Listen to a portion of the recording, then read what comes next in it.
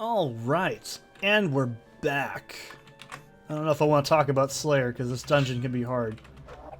Impish and Drew? That's weird. I didn't know those two things even had anything similar to each other. Oh, fuck. Well, this is going to be a hell of a dungeon. So anyways, this is Dust of the Restful Dead. So this is an essential quest if you want to finish the main story. So what we're looking for in this dungeon, by the way, is a mummy. Now we gotta... Looks like we have an undead dungeon, so this kind of does not bode well. I don't know if it's specifically an undead dungeon, but from what I've seen already, it might be. This makes things really hard. So this is going to be a random dungeon on the island of Isle of Balthiera. So there might be some places that you can get stuck in, since this is technically proc gen. So hopefully we don't have that happen. Oh, Christ. I hate this module. The problem is this connects to so many things, and that's what makes me nervous. But yeah, this is an essential quest. We need to get this to finish the game. So also you'll note that Gortwog was like, talk about the heart, she'll know what it means, and then like he was like, oh, and I'll do it out of the memory of Lysandus. So this also implies that Lysandus is kind of like, was pretty cool with Gortwog, or at least he respected him, which I have mentioned in the past. So, where'd that zombie go? I guess he fucked off. Anyways, so yeah, because we haven't done the quest I was talking about, because I just kind of don't want to do it, and I can easily explain it. Basically, Gortwog respected Lysandus, because Lysandus actually took Gortwog seriously. And that's why, basically, he's like, cool, we're not gonna kill the fuck out of them, because we respect them. And that's why I say Gortwog's pretty... You know, it sucks to say this and sound like such a boomer about it, but it's so true. Like, Gortwog really was the last good orc in Elder Scrolls, in my opinion, because he was actually well written.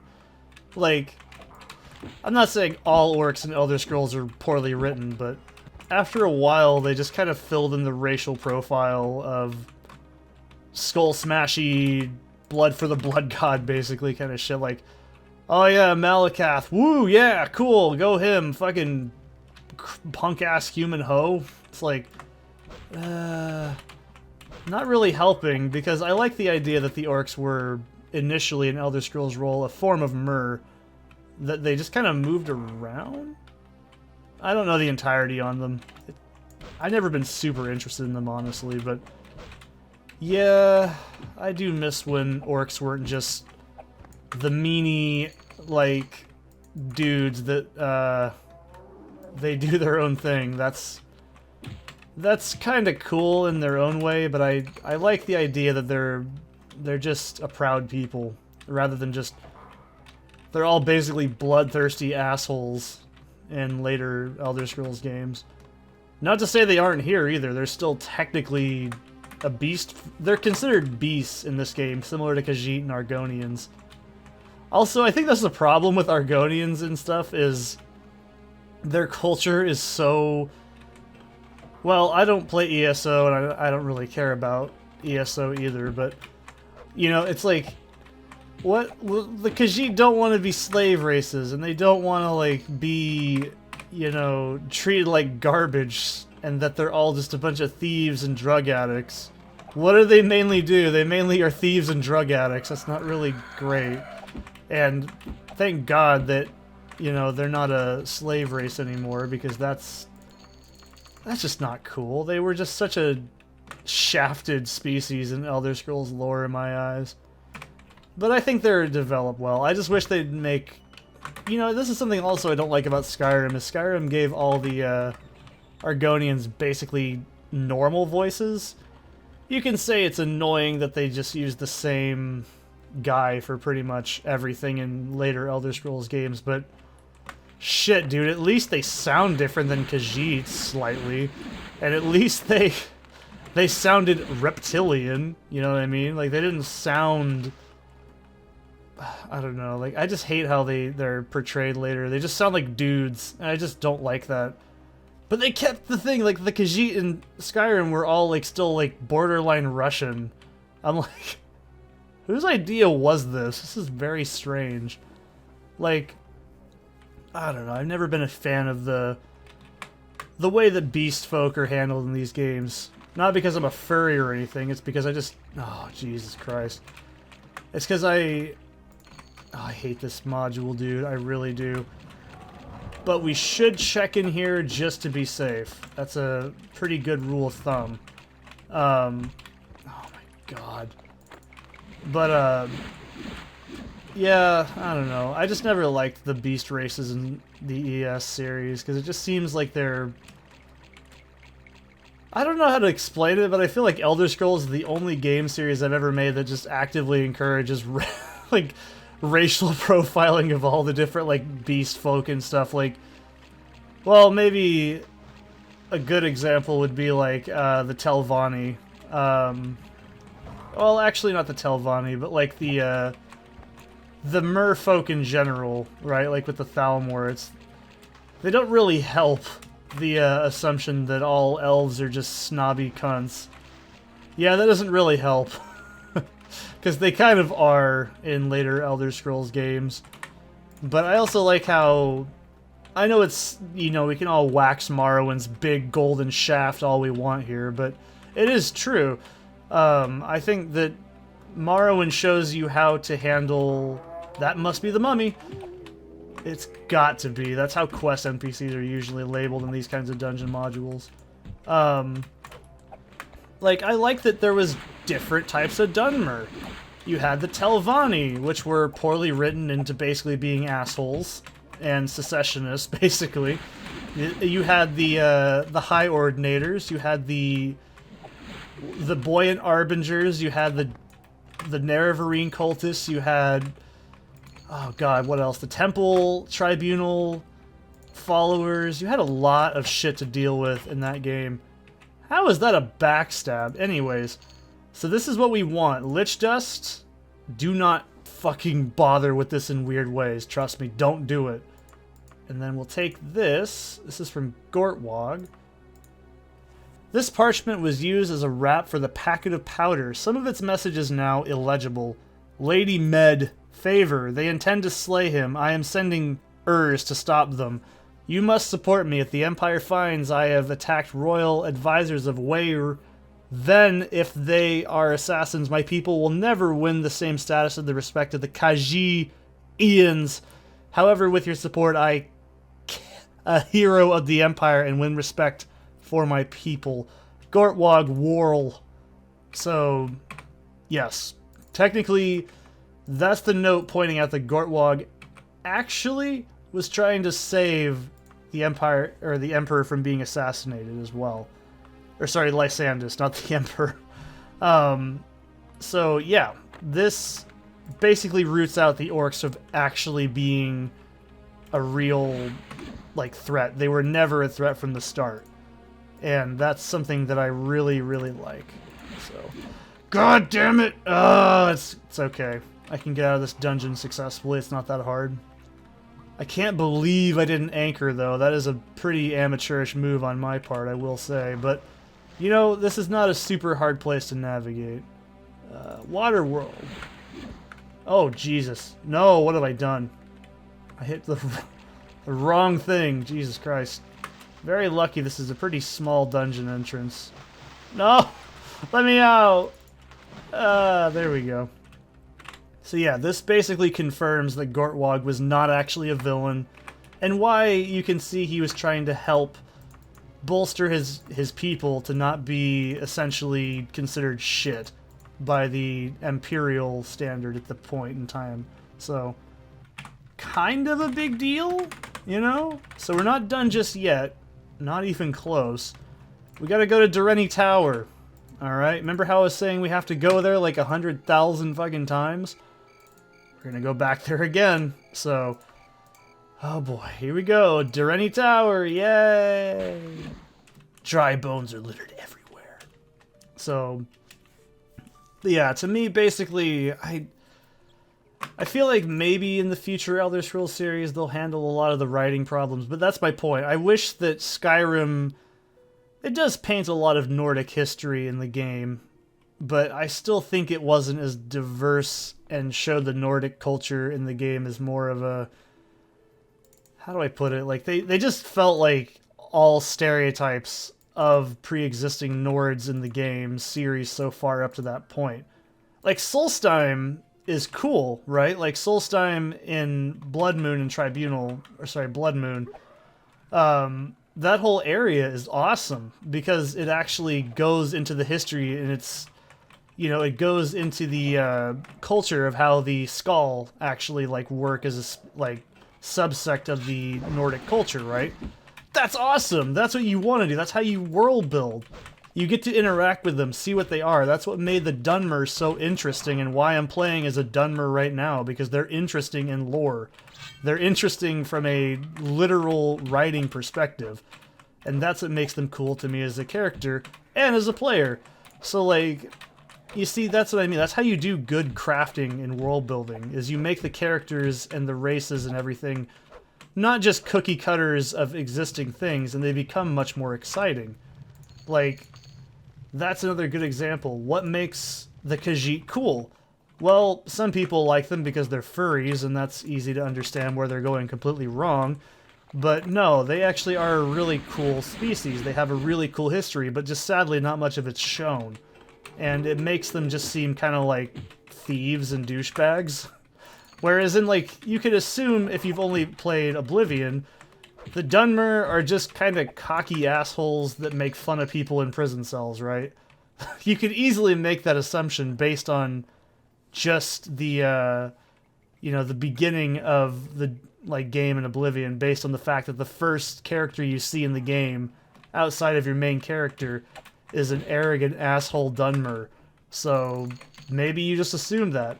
Or hell, maybe you could even assume that the Dunmer are all awful, because to be fair, they kind of are. They worship what are essentially false gods. First of all, that are also mortal, that can be killed, and do get killed, canonically, in some form or the other, if I remember correctly. I think everybody but Vivek dies if you play through, like, all of Tribunal as well. I mean, you could technically kill Vivek as well. It's not impossible. It's totally doable. But, like, that's my thing. Like, and, you know, Vivek's kind of an asshole. He lied, and the Tribunal inflated their ego. They lied a bunch. Dagoth was evil. Yeah, he was, at one point, a decent person that turned fucking crazy. And there was entire subsects of the Dunmer people that were, like, basically just, we don't like the foreigners, fuck them out of here, we don't like them at all, build that wall, basically. And it's like, I mean, you could say the ghost fence, but that was mainly to keep out Blight and Corpus. But then you also see that's something they have to deal with on Vardenfell, specifically in Vardenfell. They had Corpus, they had Blight, and before the Nerevarine prophecy. It's one of the reasons I say, yeah, Morrowind's a fantastic fucking game in terms of writing. It's absolutely top tier for me. Because of the writing. The writing sells it, and the music, of course, by Jeremy Soule, but what the fuck? Am I being... There we go. I don't know what the hell that was all about. Apparently I had, like, a lasting effect. That was weird. But yeah, like, there's so much you could determine. I mean, if you look at all of Vivek's sermon, half of it's bullshit. Most of it's not even true. And then that's the other thing, is you have different characters that say different perspectives. But is their temple actually bad? Not really. They have good intentions. They want to heal the sick and dying. But they also... This is something I also really cannot stress enough about Morrowind. That's so... It's such a long-lasting gaming memory for me, is the scene where you're in... And it's not really a scene, but it's a part of the main story that is canonical in Elder Scrolls time, where you're in the Cave of Azura, and you see all the Nerevarine that came before you. And they tell you flat out, this is how far we came, and then we fucked up and lost. And yeah, of course, you're the hero of the story, but, you know, here's my point. What makes that exciting to me as a person, as a writer, is this is how you show this could all just be dumb luck. Like, and even characters say it, like Cassius, I think, or whatever his name is, even says to your character at one point in time, this all might be a stretch, and this is also probably just a big gamble on the Emperor's part. So, like, let's pray to God this works. And inevitably it does, but think about this. What made your character so special is to be chosen specifically just based on some lucky things, and to throw at a problem. You're technically a bargaining tool from the Empire to go stop a quarantine, basically, because of trade and shit like that. I'm simplifying, of course, but there's so many little things like that, that's why Morrowind has such a big, awesome game feel.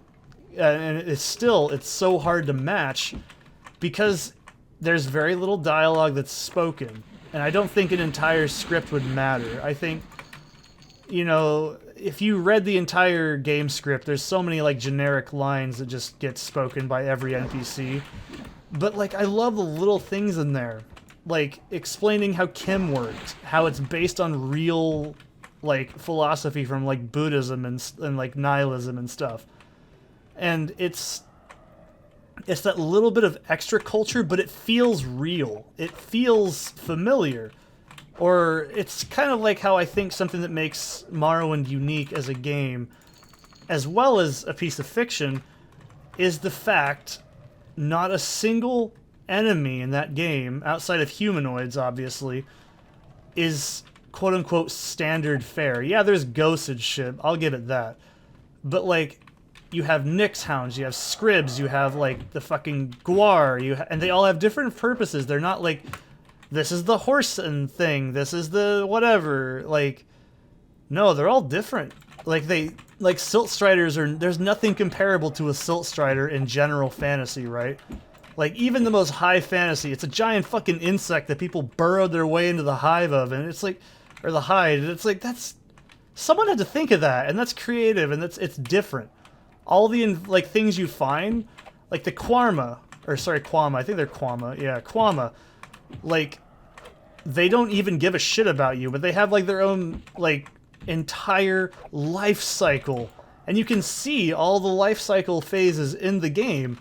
Does it really ever happen in front of the player? No. Doesn't need to, because it's actually well established that they're not, like, a standard creature. So, it's interesting, because nothing conforms to, like, standard everyday things. Like, there's no fucking cows, you know. I mean, yeah, there's Imperial influence, that's the point. But, like, there's nothing that makes the game feel standard, you know what I mean? Oh, there's something about that to me that just really... It really hits home for me as a person. Because, yeah, you can go, oh, well, these are the vampires. Yeah, there's vampires, I guess. But, like, did I set an anchor? God damn it, I don't think I set an anchor. That's fine. If not, I'll just... I don't know. So, like, but my point being, there's no cow, right? There's no... like, they don't even use that. There's no, like, this is chocolate.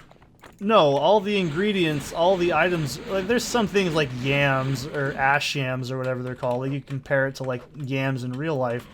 And there's, like, Mazda, which is kind of like a cider or something, or like a tea sort of beverage, whatever. But you know what I mean, like, there's no... It doesn't feel the same as any other fantasy setting I can think of. That's something that I really quite enjoy about Morrowind, though. Anyways, here's Midori again, or Medora again. This is indeed the dust of restful death. As for that letter, it was from Gortwog to me, though I never got it. I heard from him later that his orc warriors were slain attempting to ambush the assassins that, by the way, were meant to kill Lysandus. Gortwog and his orcs are not the villains most people see them as. Edward, the court of Wayrest, have never been particularly loyal to the Empire. To assassinate a king is treason. I will have my revenge! But first, I must find my way out why Edward would risk this. I will need a month to prepare the dust. Come back to me at that time and I will give it to you, along with instructions for its use. So, cool. We have officially started the ending of this area. God. Oh, I knew it. That's fine. I'll work my way out of the dungeon and talk about Morrowind because I like to wax that game's dick off. Anyways, there is something just special about Morrowind, though, that I think, yeah, it has its ravenous fans, but so does Skyrim. Skyrim has ravenous fans that don't want to admit the problems. But I also don't think saying, oh, Morrowind's bad because I couldn't kill the mud crab with a weapon I'm not trained in, that doesn't count. That doesn't work. That's not how analysis works, buddy. That's not how anything of that ilk works. That's just you not paying attention at that point. I'm not saying Morrowind's combat's perfect either. It's actually very similar to what we're doing right here, right now.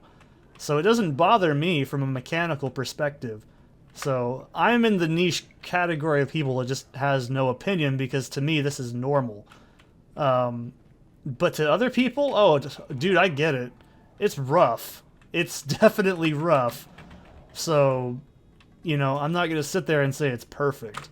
But I don't think the combat is the main focus of Morrowind, if you get my drift. Like, it's a secondary thing. It's not exactly the primary focus of what's going on in the moment.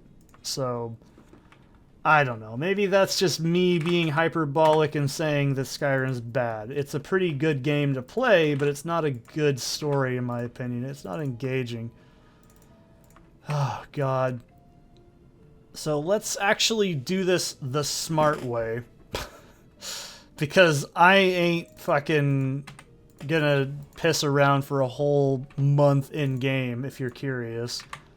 So we're gonna take a lovely scenic tour to the Rothgarian Mountains to go see,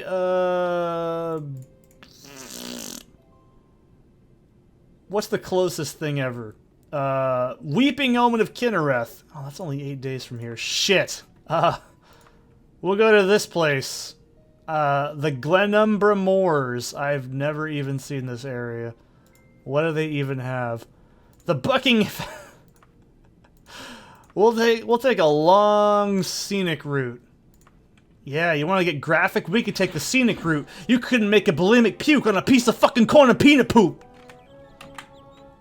Did you expect me to say that? Because we can get graphic, we could take the scenic route. You didn't know I liked Eminem, did you? Well, now you do.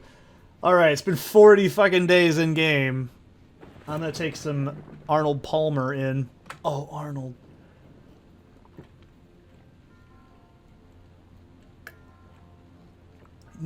Arnold, your load, it's so good. Okay, so let's go ahead and mark and recall. Oh, by the way, there's no message that tells you that you've actually, like, gotten to the point where this can be started and or finished. You just have to kind of know that. But, oh yeah, by the way, we're still... hey, you notice we're in Durrani Tower again? You start to see why this dungeon's bullshit after a while and no one likes it because it's really fucking annoying going here every time? Can you start to see why a lot of people don't like this dungeon? But yeah, that's why I think Morrowind has its ravenous fans, of course. The people that are too damn, you know, ignorant to go play something else or... You know, and I'm not going to say that Oblivion is one of my favorite games of all time. There's no one is going to persuade me and say it's perfect because it's not, dude. The leveling system in that game is... Well, it's something. As a min-maxer myself in most games, oh, it's great. But as an actual mechanical function, it's fucking awful. The scaling gets really out of control by, like, level 10. Even after that, it's still not easy to keep up with. You never feel like you're in control, if that makes any sense. Like, you never actually feel like you as the player are getting stronger because you're constantly at war with everything scaling with you. That's a huge problem. the story is not anything super complex either. It's bad guy invades. I mean, that's about the safest fantasy plot next to Emperor gets assassinated, or... I think I'm going the wrong way. We don't want to go this way. You know, that's about as stock standard as it gets. Royalty gets killed, or big invasion is... or dragons attacking, or other army attacking, other big army fights other big little army, whatever. You know, there's only so much of fantasy that's in that realm. Or prophecy of fulfillment, you know. This is where I think I can actually offer up... Son of a bitch! This is where I can offer up some analysis from an actual writing perspective as well. So, you know, everyone says, oh, there's no original stories. Well, that's not true at all. But it's also true at the same time.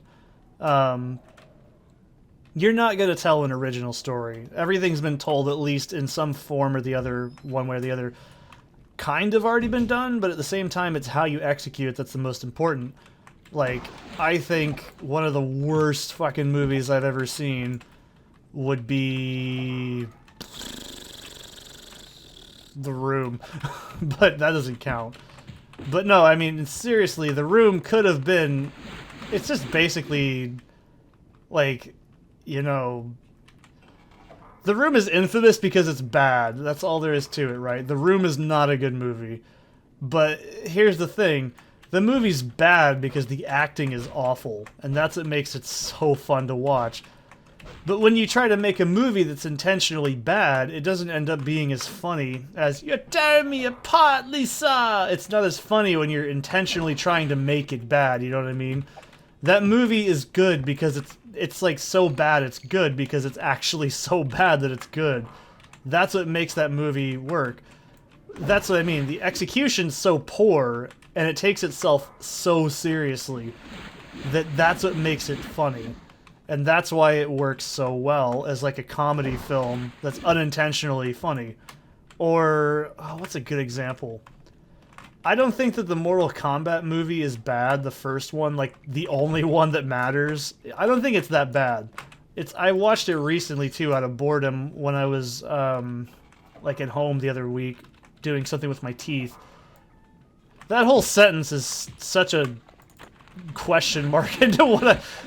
Fucking with my teeth while watching the Mortal Kombat film in a half-awake state of pain and agony at like 10 o'clock at night.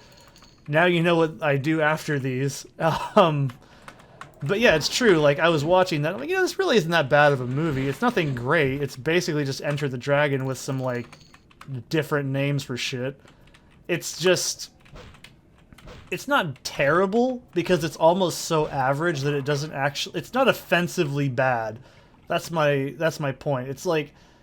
And then you watch Annihilation and you go, holy shit, this movie is fucking awful. I did a podcast review with a coworker on that, and it was like, I took an entire... No, don't sort my spells, you son of a bitch. Oh god. Like, I did an entire, like, 6 pages of why that movie's bad. And it's not because it's just fun to rip on, because it's fun to rip on. It's an objectively bad movie. Like, it takes itself too seriously. The plot's not that well explained. The plot's extremely rushed. Characters are thrown in hundreds of miles an hour of what... Like, you watch that movie and you can start to see how someone like me can have a field day ripping it apart because it's just genuinely fucking awful. And, you know, there's a point where someone can say, well, it's my favorite movie. It's like, well, you have bad taste because the movie is objectively fucking awful. Or the Doom movie, for example. This is another thing I don't believe in. I don't believe that video games translate to film. It's very rare that they can because video games are interactive. What I'm doing right now does not translate to film. Unless it's like World of Warcraft where it's just people doing lore, basically. But that's my point. Like, the Doom movie fails because Doom as a concept is bare bones story with dude with guns shoot demon, they go like, there's only so much you can do with that.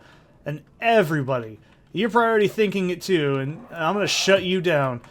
That scene where it's the first person thing, why don't you just play the game? Why are you watching them? What are you expecting it to change? You see what I mean? This is why I don't think games translate to film very well, because they just don't. They are intrinsically, by their nature, interactive. When you take out the interactive part, you just have video. You don't have the game function of it, right? Like, it's nowhere near as engaging. It's nowhere near as exciting. And I think that is what really hampers a lot of games these days. They lose that momentum, and they don't want to be games anymore. They just want to be the thing that everyone can access. But I don't even know. This started on a conversation about something, and it turned into a conversation about The Room being a movie with Tommy Wiseau. Because this is what doing Durrani Tower 4 times does to you. This is why I hate this quest. This is why I'd say, yeah, like... Yeah, there's some quests in other Elder Scrolls games that are pretty fucking heinous. This one's the worst, I think. Out of all the Elder Scrolls games, this is the worst thing that the series has ever done. This is worse than the fucking Thieves Guild grind quests. This is worse, in my mind. I don't know, I could be hyperbolic. At least that is something, I guess. This is just me going here again for the 4th time. Actually, this is the 8th time I've been here in less than 2 weeks. I should know the entire layout of this damn dungeon because of it, but I don't still. I vaguely have an idea of what it's like. But yeah. Oh, God. If you want to watch The Room, by the way, please do. It's a good example.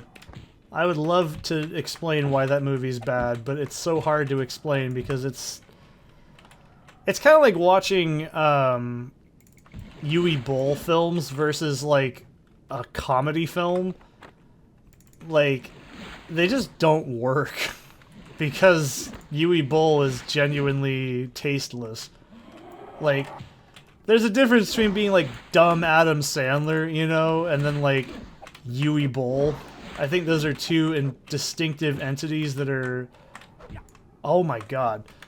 Like, Yui Boll is just like shitty and tasteless, and you know it as you're watching it, and you're just kind of like, oh, okay, whatever. We're just gonna ignore that lich at this point. I'm fucking done with the lich. He killed me one time. I'm done with him. The powder is ready. All you need to do is sprinkle it on his true corpse. I like how she says his. I must warn you, it will not put his shade to rest, but will soothe it sufficiently to allow you a chance to speak with him. The final exorcism is for Lysandus to choose. I do not know where he was buried. I want to say buried because I want to mix it up. I do know that it is not on the field of Singain where they erected that monument to him. If you do speak to him, could you tell him that I still love him? Death will not be a barrier to us for long. Don't take the cat with you. Alright, so we're going to go ahead and recall out. This is, thank fucking God, the last time we've got to go in this damn dungeon because... Ugh. Anyways, so I will show you, because we actually do know where Lysandus' tomb is. We've actually already been told where it's at by... who was it? It wasn't Helseth, it was one of the other nobles. We've already technically seen where it's at. By the way, do not get rid of this lich dust. Like, at all. Like, just don't. So we do know where his burial is. So let's go ahead and go to the map to set that up. It is in Menevia. And if we go over here, dungeons, and the very left side, Lysandus' tomb. You notice a rank odor. So yes, this is the actual tomb of Lysandus. So yeah, we'll get to have an exciting cutscene in the next video, so I'll see you then.